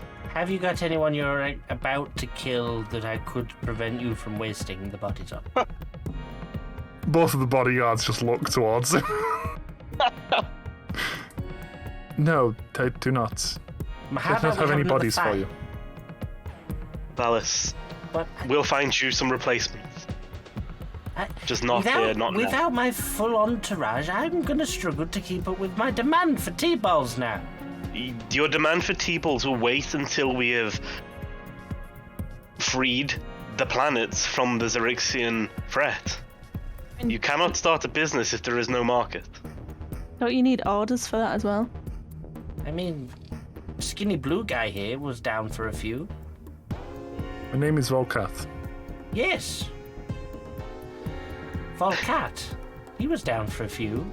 Valis, perhaps your business enterprise can wait until after we have saved the multiple stars that we have set out to save, yes? I mean, I don't mind, but if someone else steals my idea in the meantime, it's already out on the market now. It won't take long. I'm watching you, Blueface. Though Kath is a honourable businessman, I don't think he will steal your ideas. It Do would I have- harm his reputation. I walk up to him with my hand out. I have your word you will not steal my T-balls idea. Certainly, it is your idea. I'm a salesman, not an inventor. I'll come back when I've got a better demand and supply for it. Can I put you down for 10,000? Certainly. Great. Vokath, just gonna try and move on. Vokath, we require to head to Xaryxis space. However, we do not know the way. Would you know how we could find our way there? Certainly. The people you are taking, my captains, they will know the way. Let one of them lead. Thank you. So This- this army, how trained are they? They are warriors. The people here are leaders of their own fleets. They all answer to me, and I will send them with you. How do we communicate with them? Sort of, he looks at you as if it's a question you should know the answer to. Crux sort of leans in from behind you and goes, "We use flags." Oh, I love flags. You would have seen them if you weren't in your room for the entire month of our journey. Well, that's what they're supposed to make T-balls. Anyway, we thank you for your kindness in helping us. This will, I'm sure as a businessman you can understand that this will be a benefit to you. The Xaryxian prince is harming many stars and killing countless numbers of people, which will of course affect the business. With that in mind, if you have anything that you could perhaps offer to assist us in our endeavors, or perhaps anything we could make a deal with, Isn't he giving us that his may army? help. I am giving you my army. This is true.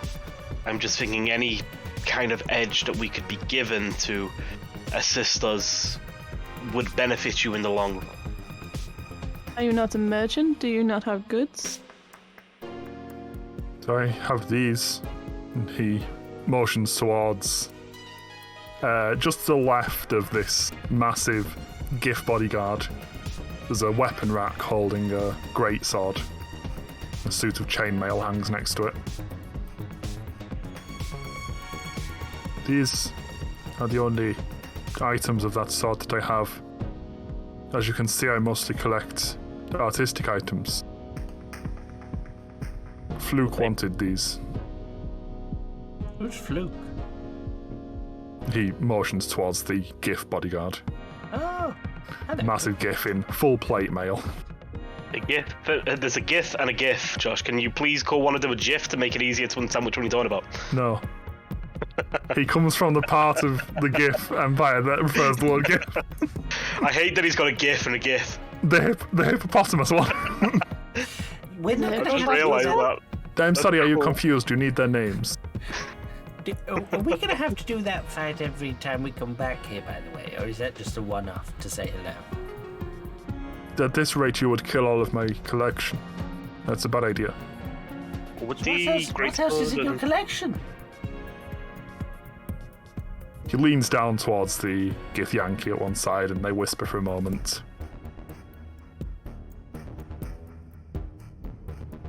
I have a Braxat. I have a Brog, slightly damaged. I have Hook Horrors. I have Scavers of the Brown and Grey. And... Space what? I just lean into Sol. I don't Oh know God, what he hasn't. I don't What? know what any of these are. Don't clarify that last thing. She says I have space cloons. What? Oh, clowns. She says I We have need to space leave clowns. immediately. Sol looks very uncomfortable all of a sudden. What's a space clown? We should be leaving. Why are We you have the this one- army to lead.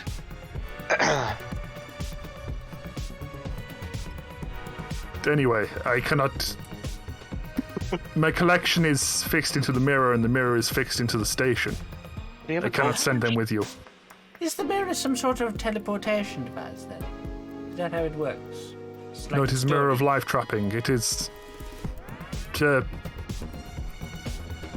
You have heard of the bags of the holding, yes. Yes. And the holes. The holes that make the holes, yes. The mirror is like that. Do you It have a can spare hold things mirror? within it. I do not. Can we They are take very that mirror? valuable. You cannot, it is fixed to the floor. Would wall. the great sword and the chainmail be of use for anybody in the party? Just to No. drop out of the roleplay for a second. No. I don't know No. if there'd be any use for. I think it'd only be Rune who they might be useful for. I don't know if they would be.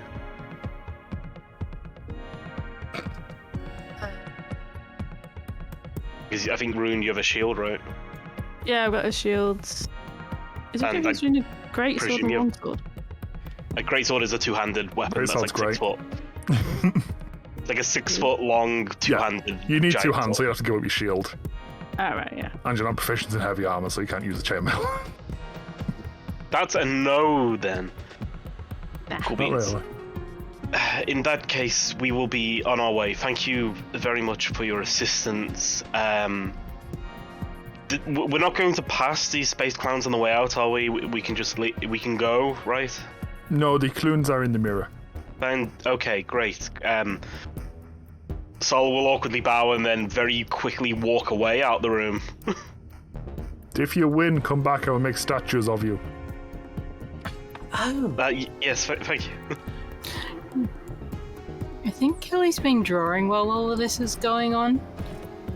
Pulled out her little sketch pad, and having realised that he likes art, and she's just gonna go over and give him like a painting of the arm or a quick sketch of the centipede thing we just killed. Something to remember your champion by. And Make a then performance roll. check. Moment. Yeah. You're good. I do have proficiency in painter's tools, just to be. Yeah, well, I'll do proficiency bonus. Oh, that was actually a decent one. So, bad. yay! Good picture. Nods and goes, I will have it hung. Ballas just turns to Calatree. Is that something we should do? I mean, I was just adding it to my journal, and this guy likes art, so. Oh. Rune, as the others are talking, you have managed to revive Raslim to full function. Just there, just going. Just twisting and fixate him. Yes, thank you for your hospitality. And I pull out one of the jars of the centipede goo. Something to remember your champion by. Thank you. Thank you. Sergeant, this is the big gif in the plate armor just growls quietly and picks it up like in 2 fingers as far away from him as possible and walks towards the edge of the room with it. Look forward to seeing the clowns. And I just walk out. Alright. I'll follow. And you all make your way out. We still on break music. We are still on break music. What the hell? I pressed the play button. I realised I could hear Dillinger Gate still.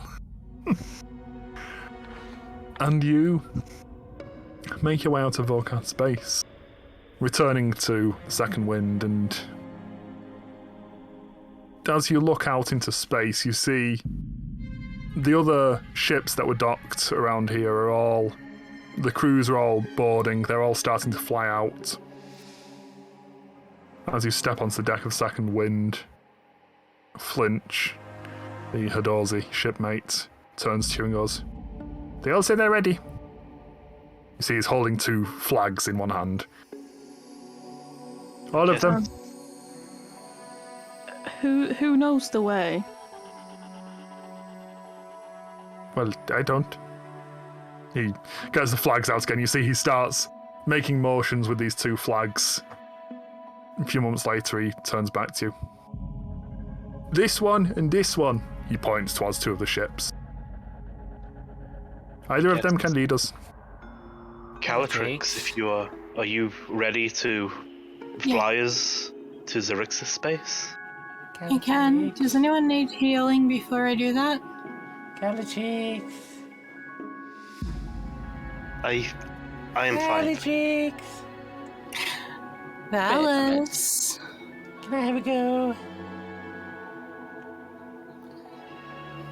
I mean, Please. if you promise never to give me another one of those T-balls, or offer me one.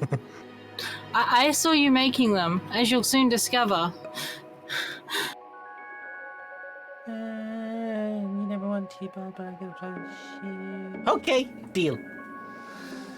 Valis, please remember you he's need running to follow... into the helm. He's ran. I'm going to keep talking because I know that he'll be able to hear me as soon as he sits down anyway.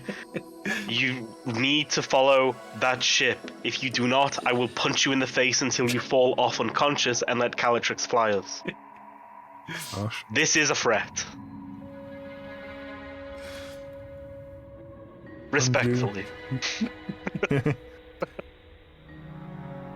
You hop up and sit on the spelljamming helm, and it takes a moment to attune to the ship, and then you feel your awareness expanding. You're aware of everything that's happening on this ship. You see out into doom space around you. You see the great darkness that flows at the centre of doom space, and the ships that you were told would lead you, moving off ahead. Valis will push forward to follow them whilst testing out maybe rotations and, just flexing it to see what he can do with the ship. There's a sudden moment when everybody who isn't sitting in a spelljamming helm feels like you're on rough seas all of a sudden as the deck wobbles slightly, but you are moving in the right direction. You see the more nautically minded Flinch and the Commodore just adjusting to it, bending their knees slightly and keeping relatively still. The rest of you trying to get used to the motion. You never had this problem when you were flying, Calatrix. Let him have his fun. I'd almost say he's doing it on purpose. And as he says that, the whole ship just jerks to one side. I'm gonna go over and I'm gonna flick him in the ear. You feel that? Ow. I don't tell you to stop. I just flick you the ear. You start to move forwards out of the boundary of Doomspace proper. The silvery fog of the astral sea coming around you, catching the light of distant stars, coalescing into clouds that vaguely resemble faces, perhaps familiar to you. Some inscrutable, enormous visages, maybe of gods or ancestors watching over you, or perhaps merely figments of the astral plane itself, stray thoughts given some form. And while you're musing on this, you all looking forwards at the same time. A distant roar draws your attention. You see one of these cloudy faces emerging from the mouth, a large red dragon. Riding it a knight clad in golden armour, the face hidden behind a fearsome visor, in the shape of a dragon's scowling visage. As the creature moves towards you. By chance, have we had a chance to have a long rest by this point? You would have had a chance to have a short rest while you were moving towards the astral sea. I would like to retroactively have taken that before whatever else happens. Yeah. I'm guessing I don't get that. No, because you need to concentrate on the spell jamming. Yep. Let's see. Perfecto. And I get all my key points back. Lovely. Alice does wonder what happens when the ship goes upside down, though. Technically nothing, because the gravity plane would say the same. Do you want to test it? Yes, I'm sorry, yes, I should read with that. Yes, he does test this at some point along the line. Yeah, you all see the perspective of the astral sea shift as the ship does a loop. Probably stays upside down for quite. Flickers over here after he finishes doing that. Doesn't really change anything. Yeah, but we're upside As down to the- all the other ships. As the ship rights itself, you see this dragon off in the distance, moving closer. Guys, look there's a good. dragon. What do I do? Is this the same dragon as the one we saw before? No, you'd recognise a solar dragon. It's a dragon and it's red. You'd assume from the books this is what's called a red dragon. Because it's red. Okay. It's red. And it's flying in the astral sea coming towards us. Flying in the astral sea, it's being ridden by an armoured knight. It's a dragon that's red. I think This it's a one red is- dragon.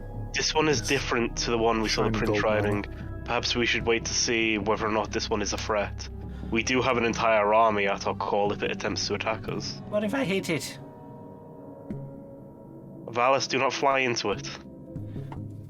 You see the dragon moving closer to you. It's coming closer. Where has my astral sea map gone? Screw it. We'll just go back to the boat. That'll do. Does the armor look like it belongs to the astral elf dudes? Not really, no. It seems like a different... Oops, it's too far. It seems like a different sort of style. The astral elf armor was very filigreed, lots of detail to it. This seems much plainer. There's a simple engraving on it. The helmet formed in this dragon's maw shape, but doesn't seem to have the same style to it as the astral elves. How far away is it right now? It's maybe 200 feet, coming closer to you. Okay. A little bit far away for talking then. Yeah, but it seems to be approaching your ship specifically, so... Eric's no longer on the ballista. Oh, you. no! Eric the First perished. Also ain't the last. Oh, More As like the- Eric the Fool. Dragon moves closer.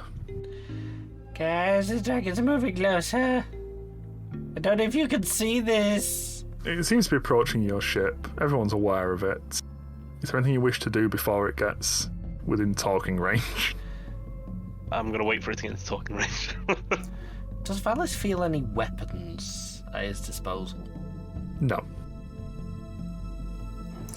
Whatever Does the, weapons are on this ship needs to be manned by someone else. Sorry. does the dragon appear to be aggressive? Not really. It seems like it's flying. Seems like all dragons look when they're flying. Slightly worn out. Fair enough. That's it. Moves closer and slows and starts to circle your ship slightly. You see the knight sitting on it waves an arm as if to indicate clearing the space on the deck. As it circles a couple of times. Land, I suppose. And lands in the space it can find in the centre of this deck. I'm gonna bring the ship to a halt. Yeah. You stop the ship as the dragon lands on it.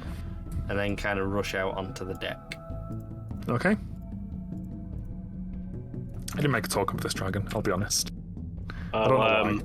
It's fine, I'll just... With the ship dragon. coming to a halt and the dragon landing, I will lose his name and look for my notes and panic because I can't find his name. What are you looking for? I'm gonna ask Flinch if he can ask all the send the word out for all the ships to hold. Yeah, and you see he gets his flags ready. You see several of the other ships slowing. My apologies. Kelly, Go on. Kelly's gonna take this opportunity to just like slip towards the door so she can like be the first one back into the Spelljammer chair. You see Sol does a really subtle thumbs up at you. Because yeah, she's the whole flipping of the ship might have been a little bit concerning to her. As the dragon lands, you see there's a whisper for a moment. Valis, make me an Arcana check. Yep. Yeah. You can tell the knight on the dragon is casting a spell. The spell is Tongues. Do I know what tongues is? Sword. Out You know what Tongues is. It is a spell that allows you to speak in languages that aren't your normal language. Can I Is it say mental? in Draconic, when the dragon lands, welcome to the second wind, might I ask who you are? The dragon nods to you and motions as if saying, listen to the knight. As I'll the nod my head and look up spell and repeat finishes. question. The knight lifts her helm, revealing the face of a female Githyanki. She looks down at you with this stern visage. I am Dagaz, the Knight of Tunareth. By order of Vlakith the Undying, Queen of the Astral Sea, I declare that you are guilty of the crime of trespassing. As your punishment, it is my solemn duty to decapitate your captain. So which one of you dung-eaters commands this barge? That would be me. No, it's Derek up there. As you... Might I ask what we are guilty of where we are guilty in trespassing? As you start to speak, you see her stern face breaking into a grin. A bad joke on my part. I am sorry. I wish you swift passage to Her Majesty's realm. We are hunting mind flayers. Have you seen any? Not Yeah. recently, no. You are so lucky that was a joke because I was about ready to cast blindness on you, love, and throw you overboard. That's not funny. Maybe next time, friend. Would you like a T-ball? Certainly. Who is your majesty? Pass over a T-ball. Vlakith the Undying, Lich Queen of the Githyanki realm. She catches a T-ball.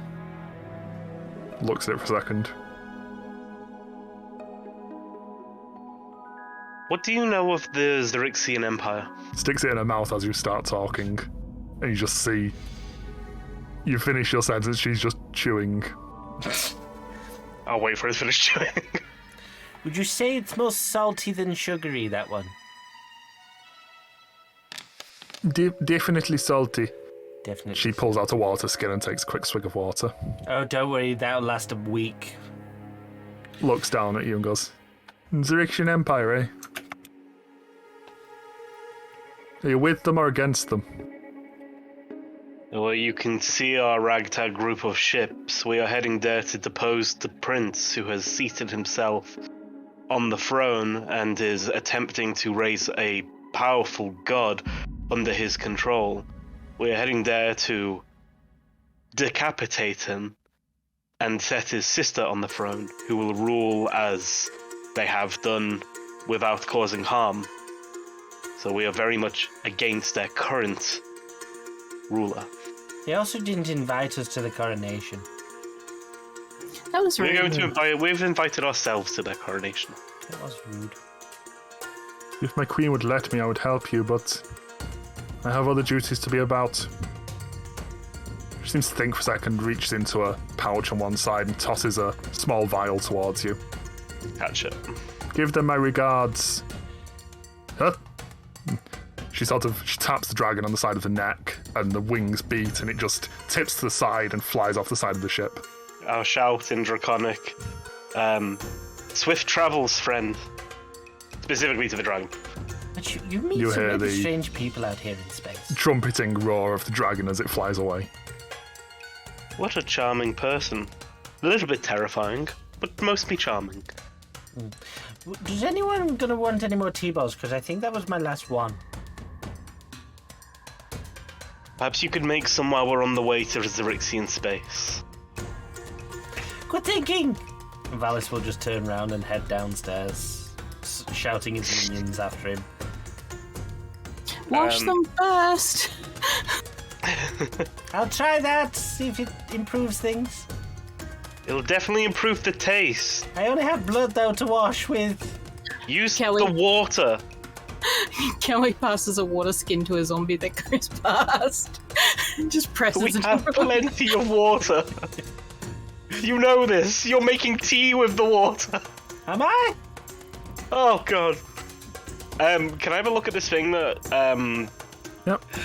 Degath gave me? For anyone who was curious, Dagaz drank alacrity. Alacrity. There's a list. There's definitely a list. This is a small vial. It's marked on the side in general vendor runes that you recognise as oil of sharpness. It's a weapon oil, an oil that would be daubed onto a weapon or ammunition that would give it essentially a +3 for the next hour after it was daubed. I will give this to Rune and just say, well, here's a present for you, Rune. Perhaps you can use it to help decapitate the prince. Thank you. I'll add this to your I'm inventory. sure Rune. this will come in handy. Don't forget to use it. Yes. It has one Can't use. promise you anything. need to use the entire vial. It will take you a minute to apply, and then it will last for the next hour, and will make Okay. your longsword even sharper than it already is. Okay. Perfect for shaving. Raslin All with that. oil.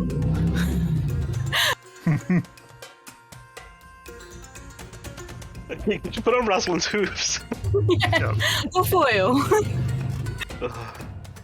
There's enough So- before. Everybody, apart from Valis, who's left to make more tea. How are we all feeling? We are about to go into another pocket of wild space. A place that's currently being run by an enemy, a threat, to help get the princess back. Well, we need to rescue the princess again, kill her brother, and sit her back on the throne so she can do what she promised she would do. And we have an army now that should hopefully get us there. I'm Yes. a little bit We have her ring. nervous. We have her ring, fantastic. I remember her telling me that was required to perform the ritual that would destroy the star. Also, she was wearing my clothes when we left. So, like, she shouldn't be too hard to track down. This is true. I thought you were going to say I could wear a dress. You could wear a dress. I thought you were going to say at least she's got pockets. Oh, at least she does have pockets, but also, like, I would like that dress back. That's the only reason you're still with us at this point. Probably. No. I was a loner! No, but I could potentially cast locate objects when we get a little bit closer. Oh, that's actually really If helpful. I can find. Because yes, I would like that dress back. It has pockets, a rarity. All dresses should have pockets, not only for utility, but just for function. Mm-hmm. So, I suppose it's going to be a bit of a flight through more of the sea. Yes. I don't know quite how far away this place is, but we should probably get a move on. The longer we wait, the further ahead the prince gets. Yes. And Valis is distracted making tea? Bowls? Yes. Suddenly loud explosion from below deck. A complicated procedure. I should keep an eye on him, and she just kind of casually strolls off towards in the direction of the chair. Periwinkle curled around her neck. Yeah, everyone else at least gets to speculate what's going on. You get to watch. Which is precisely why she doesn't want to eat. I don't care what benefits they give. I've seen where they came from. Kelly has seen all of the intimate details. As you take your seat again and the familiar sensation of the spelljamming helm wraps around you. Flinch looks through the open doors to you and goes, "Ready to go?" Hofting his flags to signal the other ships. Yes, thank you.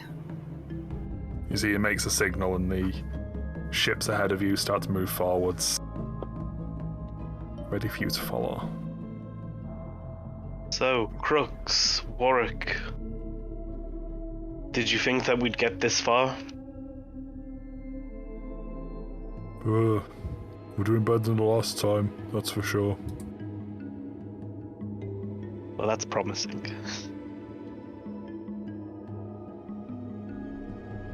Do either of you know anything about Xaryxis space?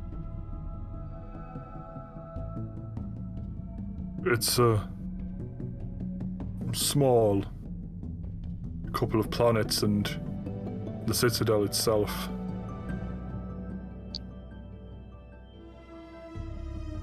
We should come in near it. But they'll definitely be guarding the space. Though it's going to be a fight as soon as we get there, do you think? It's certainly likely. Well then, perhaps we should send messages around. I want our people and all to be prepared. I'm sure they know, but it would be worth to reinforce that warning. But I suppose we have a couple of days before we get there. He looks to Flinch and Flinch nods. I suppose if you must fight, you must fight, but with these, he motions towards the fleet around you following you. If your goal is to get to the Citadel, and they fight, maybe you can escape notice. I did sort of mean we as in the collective army, but yes, I agree. If they do the fighting and we can slip through, we can move in while the distraction is being made. It's a good idea. While we have this time, I think I'm going to rest for a while.